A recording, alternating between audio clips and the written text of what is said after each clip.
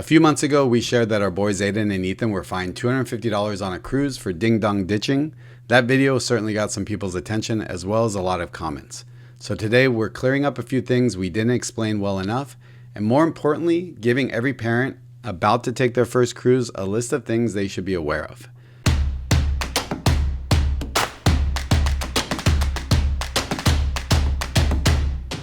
If you didn't see the original video, our boys were staying with us in a family harbor cabin on the Carnival panorama. They left dinner to check themselves into Camp Ocean like usual around 9:15 p.m. They got sidetracked and one of them ended up knocking on a stranger's cabin door and running off. Security caught it on camera. We got fined $250. We paid it. The boys paid us back out of their own savings, and that part isn't up for debate. Here's what we need to correct. In the original video, we created a security camera style image in Photoshop to illustrate the moment, and we put the wrong timestamp on it. It looked like it happened after 10 p.m. and that was my editing mistake. The boys left the steakhouse because they didn't want to wait until we finished dinner, and under Carnival's actual policy, kids are allowed to check themselves into Camp Ocean on their own before 10 p.m. So that part was completely within the rules. The problem is, on the way, they stopped at the Family Harbor Lounge for some ice cream and ran into some older teenagers who were already doing this. And they got caught up in it. When we left the steakhouse, I stopped by Camp Ocean to make sure that they had checked themselves in. I asked the Camp Ocean staff, which is always wonderful, what time they arrived at camp.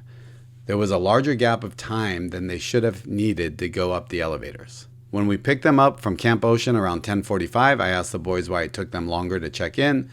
That was when they said they stopped at the Family Harbor Lounge to get some ice cream. At the time, we figured it was just an innocent stop for ice cream, not that it turned into knocking on someone else's door.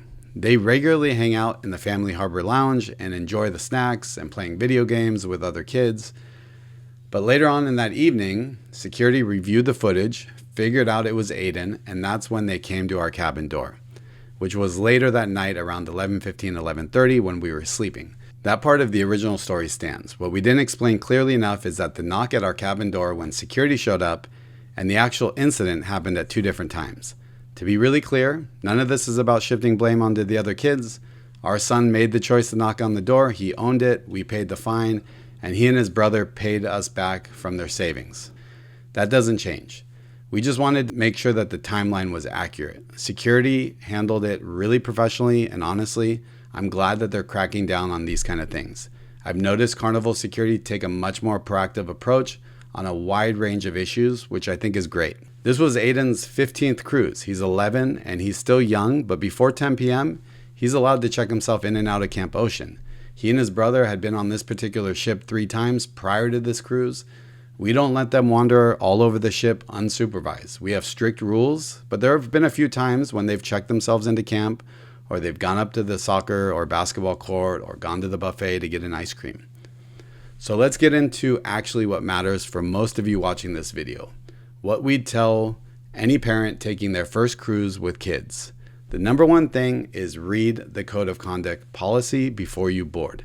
Every cruise line has a code of conduct policy and a ticket contract posted online. It covers things like curfews for minors, what counts as a violation, and what the fines actually are. Most people never read it. Read it, especially the sections on minors and unsupervised behavior. Number 2, know the kids club check-in rules for your specific ship. Every cruise line handles kids clubs differently. Some let kids check themselves in and out after a certain age. Some require a parent every single time, no exceptions. Know your ship's specific rules before you ever let your kids walk somewhere alone. Don't assume it works the same as your last cruise or whatever other cruise lines or cruise ships you've been on. Number 3, have the family code of conduct talk before you ever board the ship. Before you board, sit down with your kids and set some actual ground rules. What time they need to be back, what to do if other kids pressure them into doing something. We didn't spell this out clearly enough before this cruise, and we do now every single trip. Number 4, check in more than you think you need to. If your kids have any freedom on board, check in more than it feels necessary. A quick text, a walkie-talkie, a designated meetup time. It takes 30 seconds, and it's the difference between catching a problem in the first 10 minutes instead of finding out from a security guard. Number 5, pay attention to who they're hanging out with on board.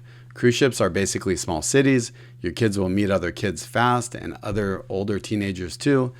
That's not automatically a bad thing, but it's worth knowing who your kids are spending time with the same way you would at home. Number 6, understand that fines are real and they're enforced. Cruise lines are enforcing their code of conduct more than a lot of people realize for kids and adults. If your child violates it, expect a real charge on your account, not just a warning. So be sure you know that going in. As far as this video goes, that's really it. We're not trying to make this into a bigger deal than it is. We just wanted the facts to be straight, and we wanted this video to actually help first-time cruise parents walk in prepared.